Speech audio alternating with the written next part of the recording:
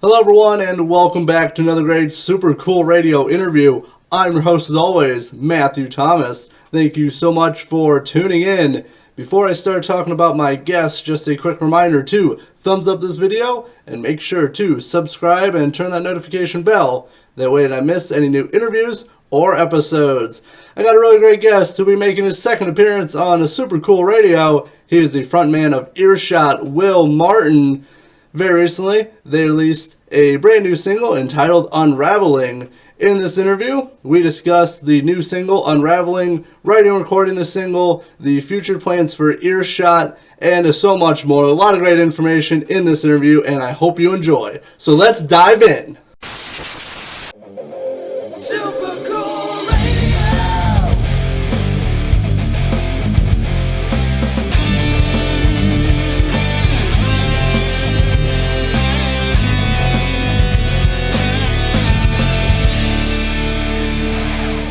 Before we jump into the show, I want to tell you about our merch store on Threadless. Shop a wide variety of logos with multiple colors and sizes available for each design. Your support is greatly appreciated and helps us continue to make killer content like this episode. Please visit supercoolradio.threadless.com or the link in the description to shop now. And I got a really great guest with me at this time. On May 5th, Earshot released their latest single entitled Unraveling. Please welcome the frontman of Earshot, Wil Martin. Thank you. Thanks for having me. Good to see you again. It's nice to have you on the show. I think we talked about it, I want to say just over a year, maybe like 13, 14 months ago. So it's very nice to have you on the show again. Yeah, it's been a little bit. So I know Earshot, you got the new single Unraveling, and I know we got a lot of great stuff to discuss. But before we dive into everything Earshot has been working on lately, I got a fun question to kick this interview off for you. What are 3 things that are always guaranteed to be in your refrigerator? So rice milk,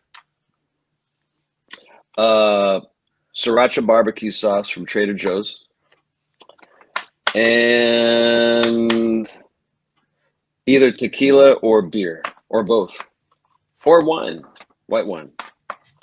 I like it. I like all great stuff. Trader Joe's actually got some awesome stuff. I just got one in my neighborhood like last year, and I love it. It's awesome. I mean, I pretty much just go there usually. Love They got a good selection of stuff. So obviously now focus on Earshot now. Before we talk about the new single Unraveling, if you had to pick one Earshot song to show someone who hasn't listened to Earshot before, which one would you pick? Well, I think I would probably pick what is our most popular song, which is Wait. But you know, there's actually a handful of songs I would probably like. If I wasn't in the band and I was showing somebody the band, I would show them probably Wait. I would show them Getaway. I would show them Headstrong. I'd show them Not Afraid. I'd show them Someone. And I'd show them Unraveling and You and I. So a pretty good collection of songs that I think that if I were introducing the band to somebody, those are the songs that I think would be the most compelling. Definitely a great list of songs, awesome Earshot songs. And you did include the brand new single that I mentioned in my intro, and that is Unraveling. Now, how was it like writing and recording Unraveling? Because I really like it. It's more like it definitely has a hard rock edge to it. Mm-hmm. Yeah, so it started out really, I'd gotten some new studio gear. I was kind of upgrading my studio, and I was just kind of messing around with this riff that I had that just kind of repeated over and over, and got some drum ideas and put those down. And then the lyrics and the melody came pretty effortlessly. And then once Aaron got a hold of the song, he put the chuggy guitars in. That made it even cooler. And that was it. The song just kind of took on a life of its own from there. Oh yeah, definitely. No, it's a really awesome, very hard hitting song. And what's like the message in Unraveling? So it was it's kind of lyrically it's sort of been brewing since from the riots from the George Floyd rioting that happened pretty much across the country, to the pandemic, to where we're at now with, a lot of inflation, prices are high, and I think politicians have done a pretty good job of dividing everybody. You can't have conversations anymore. You got to watch what you say, and got to try to not offend somebody or hurt anybody's feelings. And so it was really just sort of me in a reporter mode, reporting what's happening, where we're at right now, and hoping that, people, when they hear it, and if they're paying attention to the lyrics, can kind of allow them to zoom out a little bit and really just kind of see, where we're at in this world right now, and how sort of, really petty that it's gotten to the point to where, like I said, you can't even have a regular conversation.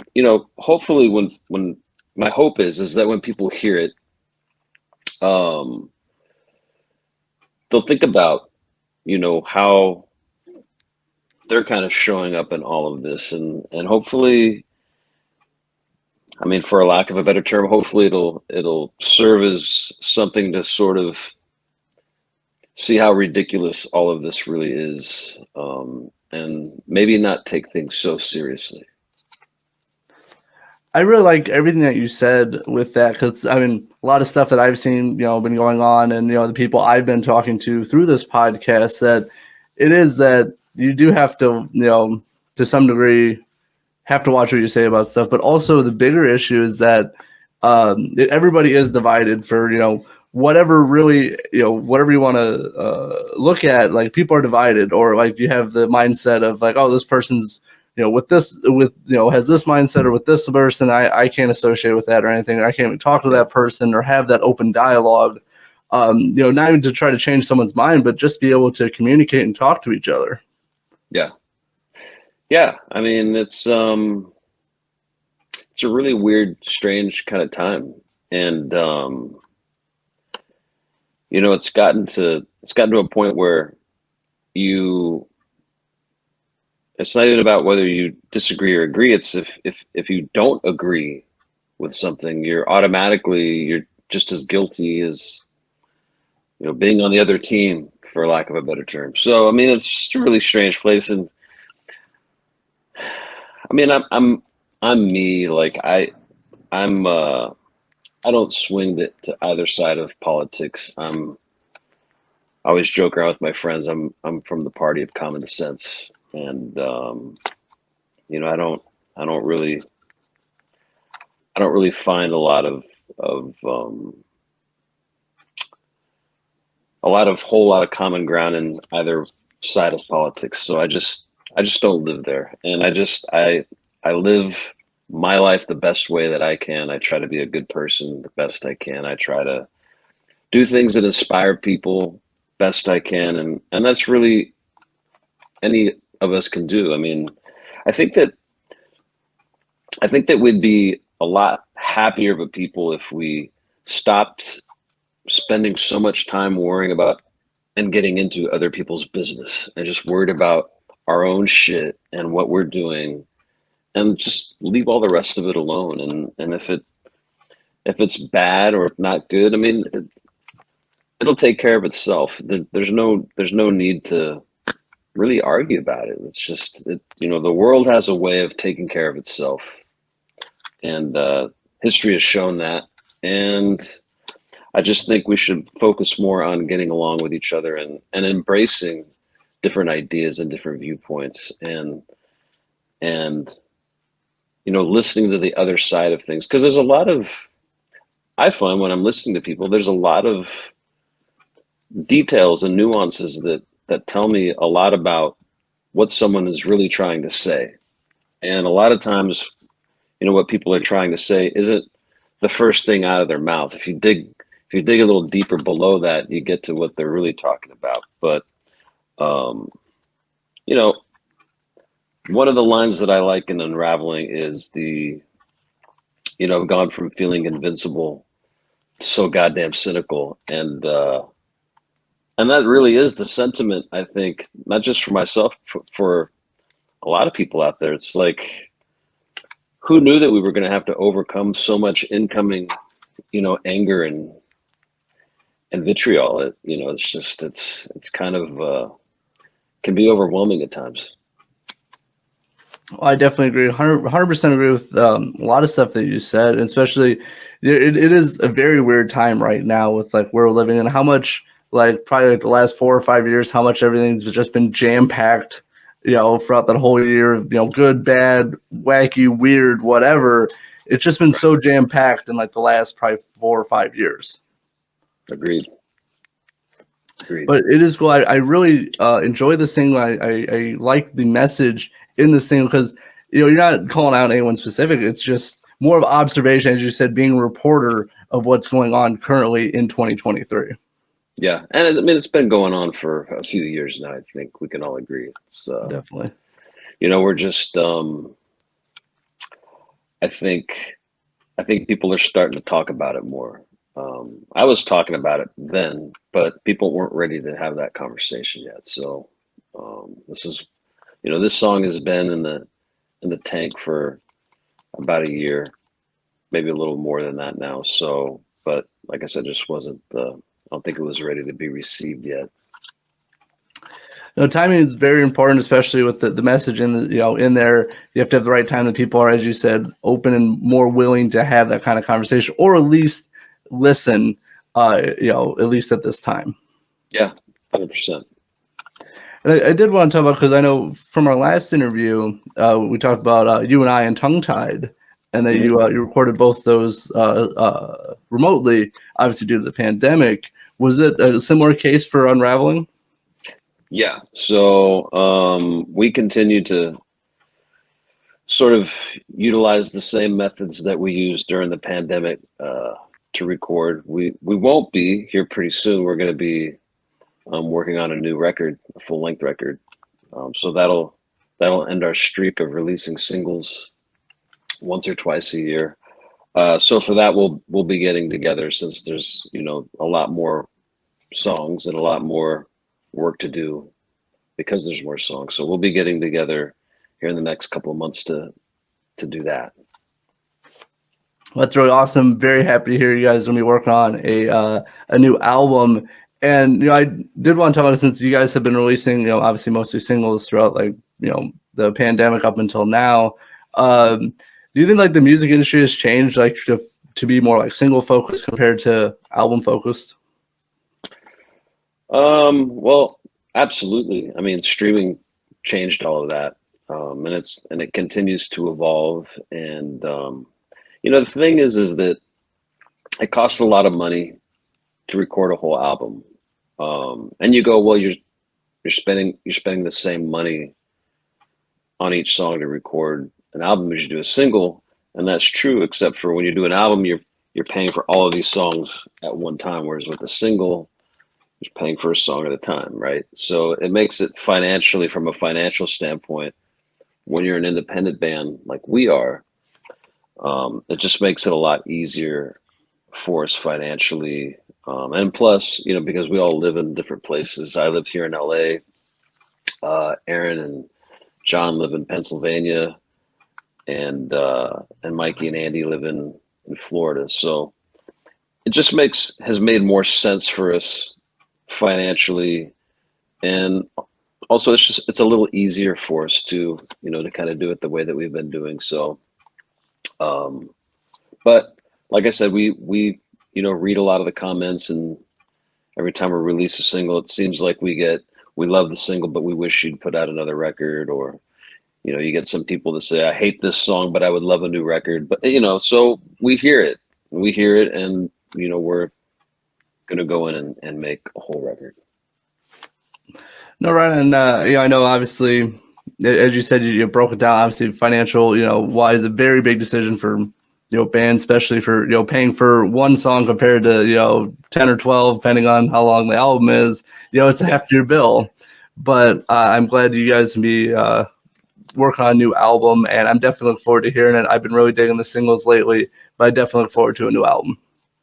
Awesome. Well, I think you're going to love it. I think a lot of people that have been asking for a new album are going to really love the new album. The songs that we have just in demo form right now are really, really great. And I think that, there's a lot of songs that very much remind me of stuff that could have been on our first album, that really raw, heavy, but still intimate, in your face, sort of heavy songs. And then there's stuff that, could have been on our second album too, that, very melodic and very lush sounding. And so I think that, fans that aren't only just Earshot fans, but I think just, people that like heavy hard rock music, or, and the darker side of that are gonna really like what we're coming up with next and gonna put out.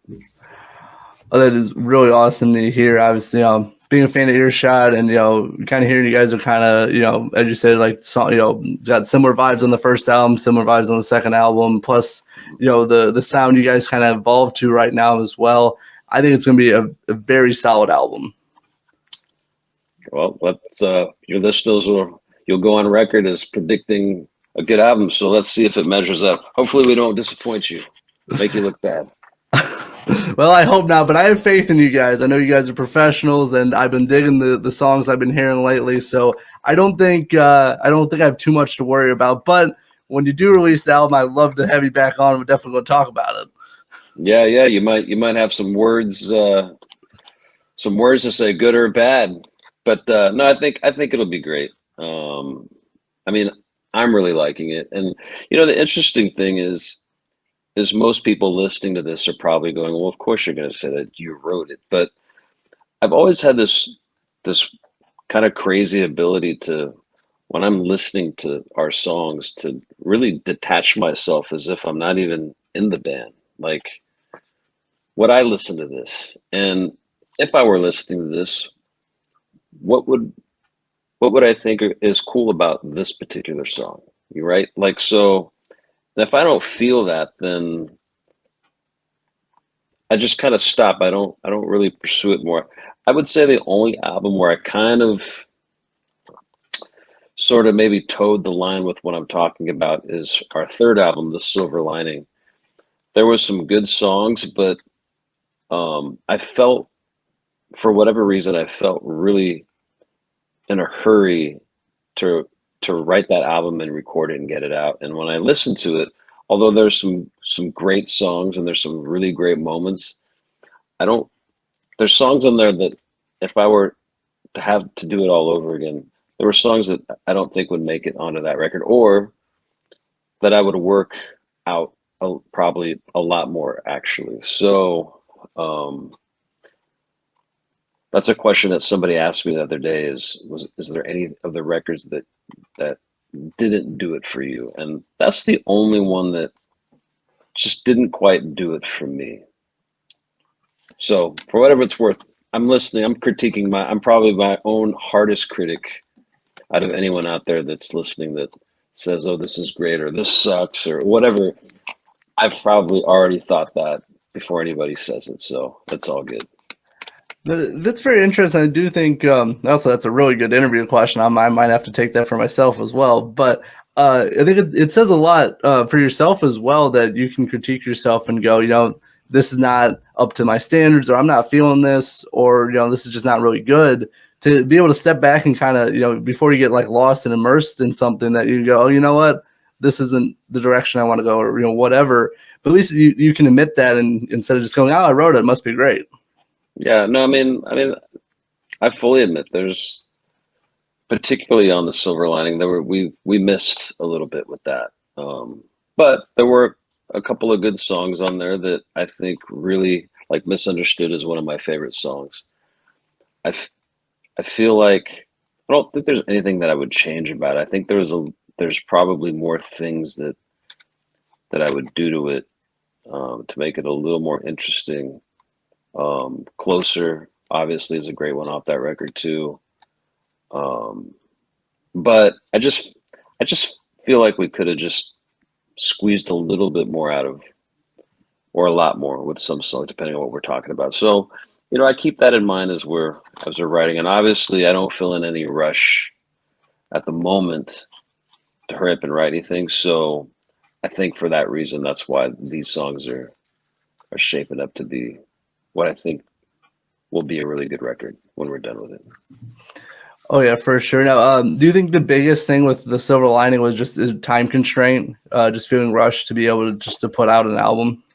No, so the Silver Lining came after we had severed ties with Warner Brothers, our first label, and I had a big chip on my shoulder about that. And I was in a rush to prove them wrong and somehow make them feel like they fucked up by not, which, as if they're, laying around losing sleep at night about me or Earshot. Stupid. But so I think I just rushed it for the sake of getting it out there. I just wanted to prove to them that, that they missed. And that's not how you should go in making records. That's what I learned out of that experience. And that's part of the process, is living and learning. So learned, like I said, it didn't completely suck the record, but it could have been better. It could have been a better record than it was. But so now that I'm mindful of that, this is how I move forward. When I go back to, how we made the first two records, which is let's be a little more critical of and expect a little more out of ourselves than we did the last time. And I think we did a good job with that with the Uninvited track, that we did with the Alanis Morissette cover. That, I mean, I listen to that song still today and I just go, Jesus, that sounds fucking great. And as a fan, I'm listening to it. Been a Long Time was good. And I loved the emotion behind it, what the song stood for. And that was designed to be just a really straightforward, don't have to think much about it, just put it on and turn it up type of thing. And You and I was, I love the lyrics of that song. I think that's a very different song lyrically than I typically write. And I love the musicality and the dynamics of that song. And now here we are with Unraveling, which from a lot of people, what they're telling me is it reminds them a lot of our older stuff, but brought forward in a little more modern sense this time. And I think again, the lyrics, I'm really proud of. It's what I feel. It's what I'm seeing. It's what I'm hearing people talk about.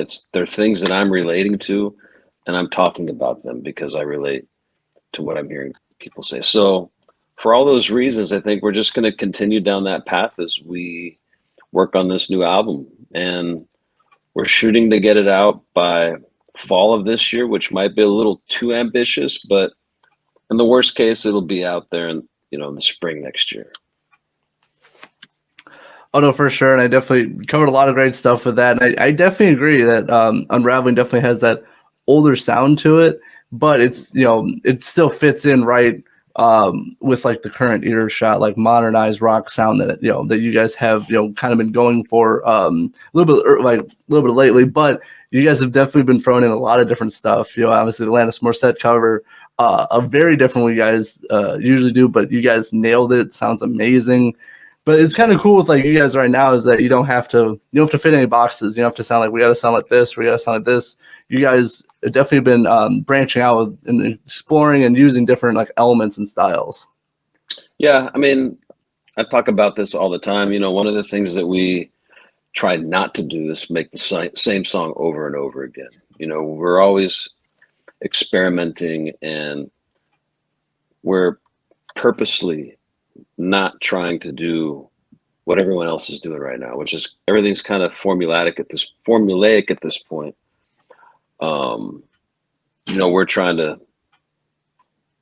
We're just being us. We're not even really trying. We're just doing our thing. And what's happening as a result is we're sounding different than a lot of the other bands that are out there right now. And that's really that it boils down to. I wouldn't even say that we're really trying. It's just, we're just being our own authentic artistic selves. I definitely agree, 100% agree with that. Now, I do have an interesting question. Since we are talking about like writing and recording and releasing music, I do have an interesting question for you. I didn't get to ask you last interview, and that is, if you recorded what you consider to be the most perfect album, but it was never released, would you be content knowing you recorded it, or would you want it released? Oh yeah, I would want it released. Of course, I would. I mean, or at least I, record music and write music with the intention of sharing it with people. That's the cool thing about music, is that, you know, we hear a line in a song or the sound of an instrument, and it resonates with whatever we're feeling at that time or thinking about, and it becomes like an outlet to, you know, to let that go. And so I absolutely would want to, you know, if I wrote a record that I really felt like hit the mark, and that it would in some way help or inspire people or allow them to connect and feel okay about themselves, 100%. You know, someone was just telling me a story about they had a little bit of a road rage episode that, you know, and they said to me, like, man, I've never done that. Like, I've always been a really calm guy. And they were telling me the story, and I just kind of laughed. And I said, well, let me tell you a story about myself that'll make you feel 100% better about yourself. So, and that's the thing, you know, when we hear other people going through and experiencing the same things that we're going through, it automatically makes us feel better. Right. And so that's what music, to me, that's the whole purpose of why I wanted to be an artist in the first place and write songs, was to be able to do that. So yeah, if I wrote that kind of record, I would 100% absolutely want to share it with the world. I really like that answer, because it's also like you kind of touched on it too. It's like you're connecting with your audience too, you're connecting with your fans, or just anyone who, you know, maybe they're not having a great day, or they're, you know, going through a rough patch or something, that they can, you know, turn on some music and instantly they feel better about themselves or better about their situation, and just feel that connection and feel those emotions that maybe they weren't able to express or even know that they really were going through. 100%. So it's awesome. That's why I love music, because of really of that. Like, even if you don't know someone personally, you can listen to a song by somebody or band or artist or whatever, and they could be talking about like a similar situation you're going through, or just this, you know, similar emotions that you're going through as well. Right. And that's the beauty of music, you know, kind of, we use music to sort of channel our emotions and thoughts into it. And you know, artists are doing the same thing when we're writing it and recording it or performing it live. We're just rechanneling, you know, that same experience that a lot of other people have had too. So, you know, I always tell people, if you want to get to know me, listen to my songs, because that's what I'm doing. I'm writing about things that I'm going through, and how I'm processing things and how I see things in the world. Oh yeah, for sure. You can learn so much about somebody just listening for, you know, for an artist or a musician. Is you listen to their music, you can understand a lot about either how they think or, you know, how they're feeling through their music, for sure. Mm-hmm. Yep. And I do got one live show question I do want to ask them. We're wrapping up this interview soon. So I'm always curious, for a lot of the musicians I ask, like, do you have a favorite song to perform live? So I would say our favorite, which also happens to be the people that come to see us play, is Getaway. It was our first radio hit that we ever had. It was our very first single.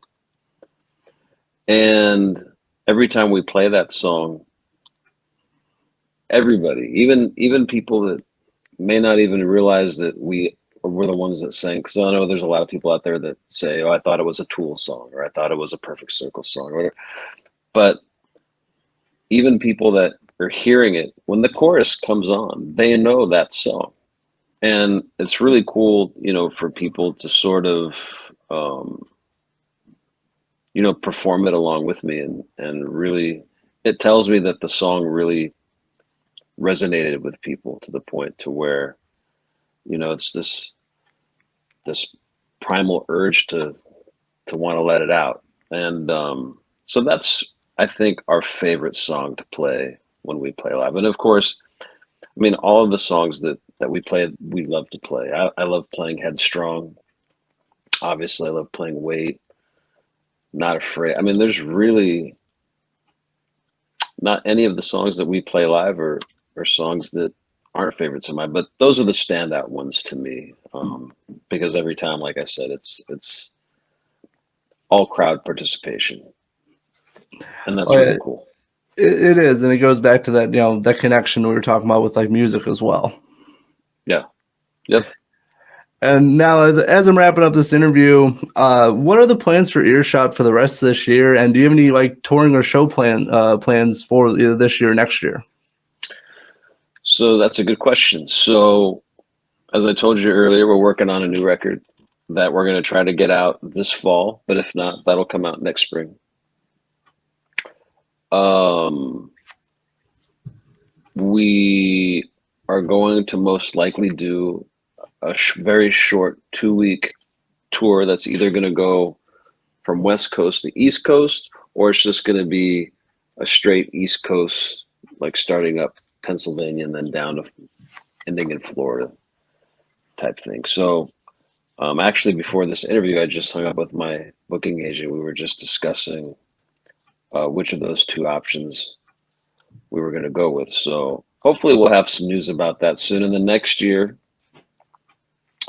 is the 20th anniversary of our second album, 2, which we're very excited about. So I know there's a lot of people asking if we're going to do an anniversary tour for that album, and that's our intention. So we're looking to, along with the new record coming out next year, we'll be doing the anniversary tour of, sorry about the dog.